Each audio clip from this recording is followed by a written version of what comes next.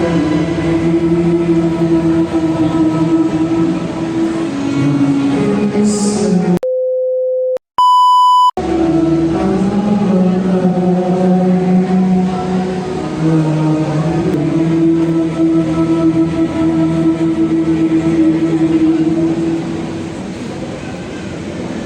guys, yung tao dito nung isang araw na ito, nagpanata nga kami. Pinitensya ba mga guys?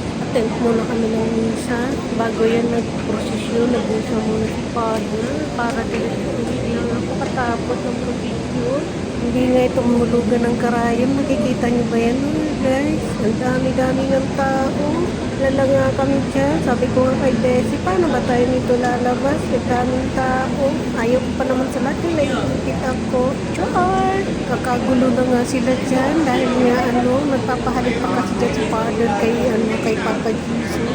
Ba mga guys, yung pahalik. Ganon. Kamihan niya dito mga guys, mga senior. Hindi ko nga alam kung bakit pa sila pumipila dito.